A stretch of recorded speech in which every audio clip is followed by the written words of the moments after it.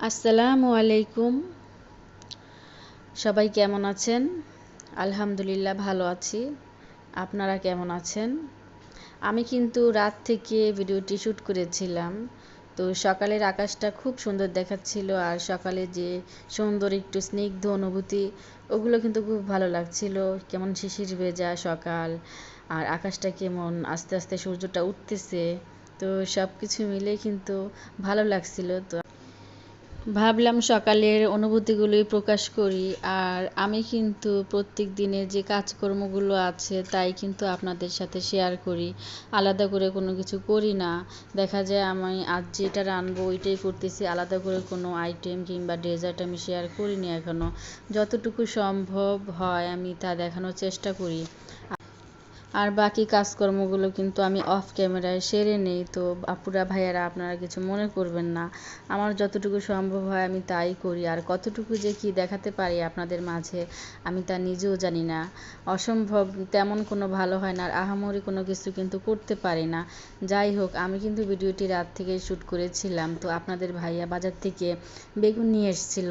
তো বেগুনটা খুব ভালো আর বেশ বড় ছিল। তো আমি ভাবলাম বেগুনটা দেখতে এত সুন্দর, আর আপনাদের ভাইয়াও বলছিল বেগুনটা ভাজি করো। তো আমি কিন্তু ভাজি করার জন্য বেগুনটা কেটে নিলাম। কাটার পর দেখি মাশাল্লাহ ভেতরে কিন্তু একটু পোকা অংশ নেই। তো যাই হোক, এদিক থেকে কিন্তু ভালো লাগলো। আর উনি যদি দেখে আমি বেগুনের মধ্যে কোনো কালো চিহ্ন কিংবা কালো দাগ আছে তাহলে কিন্তু বেগুনটার খেতে চায় না। আর বারবারই জিজ্ঞেস করে যে বেগুনটা কি ভালো করে দেখে নিছো দেখে নিছো।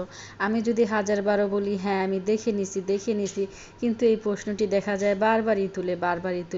তো আমি চেষ্টা করি যে ভালো করে দেখেই কাটার জন্য। তো আমি কিভাবে বেগুনটা কাটলাম, বেগুন কাটতে তো সবাই পারেন, কিন্তু তারপর আমি কি করব, বেগুনটাই আপনাদের সাথে দেখালাম কিভাবে আমি কাটি। খুব হাসি পাইতেছে।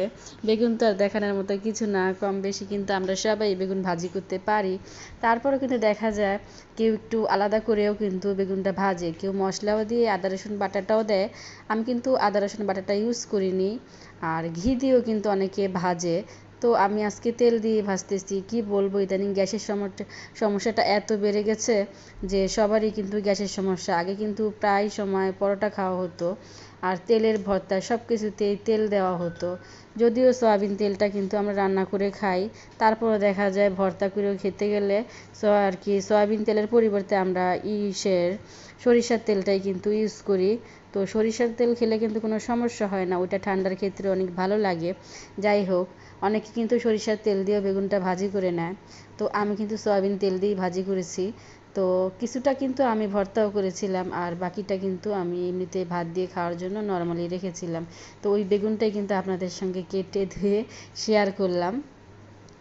তো বেগুন ভাজাটা কিন্তু খেতে খুব ভালো লেগেছিল, বড় বড় বেগুন। আর আমি কিন্তু একদম হাই হিটে কিন্তু বেগুনগুলো ভাজিনি, আমি তেল পরিমাণ মতো দিয়ে তারপর ঢাকনা দিয়ে ঢেকে রেখেছিলাম। আর ঢেকে রাখার জন্য বেগুনটা কিন্তু ভিতর দিয়ে খুব নরম হয়েছিল। আর নরম হয়েছে বিধায় কিন্তু বেগুনটা খুব খেতে ভালো লাগছে, ফোম ফোম এই ধরনের। আর অনেকগুলো বেগুন হয় দেখা যায় অনেক শক্ত থাকে, ওগুলো কিন্তু বীজ থাকে, দানা থাকে, ভালো লাগে না।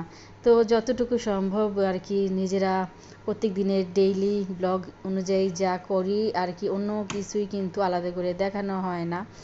আর বাহিরে গিয়েছিলাম একটু হাঁটতে সকালে যখন, তখন কিন্তু এই পেঁপেগুলো দেখে আমার খুব ভালো লাগছিল। আর এই যে লজ্জাপতি গাছটা, এটার মধ্যে ফুল হয়েছে, কি বলবো, এদিকে এত পরিমাণে লজ্জাপতি গাছ যা বলে বোঝানোর মতো না। যেদিক দিয়ে হাঁটবো ওই দিক থেকেই কিন্তু লজ্জাপতি গাছ। যাই হোক, লজ্জাপতি গাছের কিন্তু আসলেই লজ্জা আছে যা বলে বোঝানো যায় না। যদি হাত দিয়ে একটু ছুঁয়ে দিই দেখা যায় একদম নরম হয়ে যায়, আর পাতাগুলো কিন্তু মেলা অবস্থা থেকে ঢেকে যায়।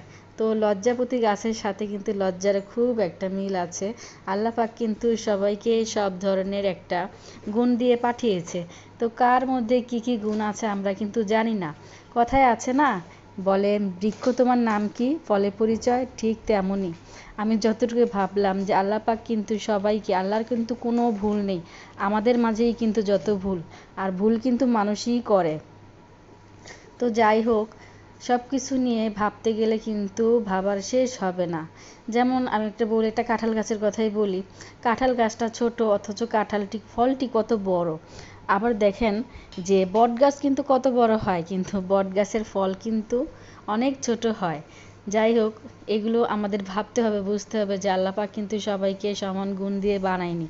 কিন্তু আমাদের ভিতরে যতটুকু গুণ আছে, আমরা যদি একটু তুলে ধরার চেষ্টা করি আর কন্টিনিউ যদি তাই করে যাই আর সামনের দিকে যদি উন্নত করার চেষ্টা করি, উন্নত হতে পারি, তাহলে কিন্তু আমাদের কিছু না কিছু গুণ, কিছু না কিছু প্রতিভা আমাদের জাগিয়ে তুলতে হবে। তো কথা বলতে বলতে আমি কিন্তু সকালে যে নাস্তা করব, নাস্তা করার জন্য কিন্তু সব কিছু রেডি করে নিয়েছি। আর নাস্তা কি কি করব, আজকে কিন্তু আমি রুটি বানাবো আর একটা ফল আছে ওইটা কেটে নিব, আর চিনিগুলো আছে চিনিগুলো ঢেলে নিব। বাচ্চারা যে যেটা খাবে আর কি, ডিম পোস্ট খেলে ডিম পোস্ট, তা না হয় সুজির হালুয়া, যে কোনো একটা করতে হবে। আর আমার ঘরে কিন্তু মাস্ট বি চা করতে হয় সকাল সন্ধ্যা, এটা কিন্তু আর কিছু না হলে হবে, কিন্তু চা কিন্তু করতেই হবে। আবার দেখা যায় আমরা এই যে রুটি নাস্তা করে দিলাম, কিন্তু তা হবে না, চা বিস্কুট কি বলবো, বাচ্চাদের যে এত প্রবলেম, আর এই সব কিছু হ্যান্ডেল করে কিন্তু সংসার করতে হয়। যাই হোক, সংসার এমন একটা জিনিস যে এত কাজকর্ম করার পরেও কিন্তু কোনো গুরুত্ব থাকে না যে মহিলারা ঘরে কোনো কাজই করে না। ঘরের মধ্যে কিসের কাজ, সব কাজগুলো কিন্তু পুরুষ মানুষই নাকি করে। আমরা মহিলারা, ঘরের সংসারের গৃহিণীরা, আমরা নাকি কোনো কাজই করি না। যাই হোক, আমাদের কাজও করতে হয়, আবার সংসারও সামলাতে হয়। তো এই দিক থেকে কিন্তু যতই আমার খারাপ লাগুক, যতই ভালো না লাগুক, কাজকর্ম কিন্তু করতেই হবে। কারণ দেখা যায় সময় হলে কিন্তু নাস্তাও দিতে হবে, তারপর দুপুর হলে কিন্তু তাদের দুপুরে লাঞ্চও দিতে হবে, পড়াতে হবে। তো আমার ভালো লাগুক বা না লাগুক, শরীর ভালো থাকুক বা না থাকুক, এগুলো কিন্তু আমার কন্টিনিউ করে যেতে হবে। তো এদিক থেকে কিন্তু আমি নাস্তার জন্য সব কিছু গুছিয়ে ফেলতেছি।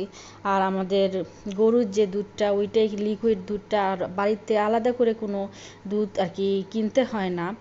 আর গরুর যে দুধটা ওইটাই কিন্তু খাই। অনেকে আছে পটের দুধ খায়, কিন্তু পটের দুধের মধ্যে কিন্তু অনেকটা ভেজাল থাকে। যতটুকু সম্ভব বাচ্চাদের পিওর জিনিসটা খাওয়ানোর চেষ্টা করি সাধ্যমতো। আপনারাও চেষ্টা করবেন বাচ্চাদের যতটুকু খাওয়াবেন সলিড জিনিসটাই খাওয়ানোর জন্য, কারণ দিন দিন জিনিসের মধ্যে যে ভেজাল বাড়ছে, তাতে করে তো মানুষের টিকে থাকাই অনেক অসম্ভব। আগের দিনে খাদ্যে কিন্তু কোনো ভেজাল ছিল না, কিন্তু এখন দেখেন খাদ্যের মধ্যে এত ভেজাল, এত ভেজাল, যেদিকে যায় ওইদিকেই ভেজাল। সবজিতে ফরমালিন দিতেছে, মাঝে প্রিজারভেটিভ দিতেছে তাজা রাখার জন্য। তো ওগুলোর ক্ষেত্রে কিন্তু আমাদের একটু নিজেদেরও একটু বুঝে শুনে চলতে হবে, আমরা কোন জিনিসটা খাওয়াচ্ছি বা খেতে দিচ্ছি। আমাদের পরিষ্কার পরিচ্ছন্ন সব কিছুই কিন্তু আমাদের নিজের থেকেই আসতে হবে। তো আমি কিন্তু অনেক কথাই বলতেছি, কিন্তু কী করব, যে কাজকর্মগুলো সংসারের তাগিদে করি, বসে থাকলে তো হবে না। দেখা যায় কতক্ষণ এইটা করি, কতক্ষণ ওইটা করি, বসে থাকা আর সম্ভব হয় না। যে দেখা যায় কাজ ফেলে রেখে বসে থাকবো, তাও কিন্তু ভালো লাগে না। তো যতটুকু সম্ভব হয় ততটুকুই করতে থাকি, শরীর যতক্ষণ ভালো থাকে। তো ভালো না থাকলেও দেখা যায় করতে হবে, আমার কাজ তো আর অন্য কেউ করে দিবে না। আর আমার তো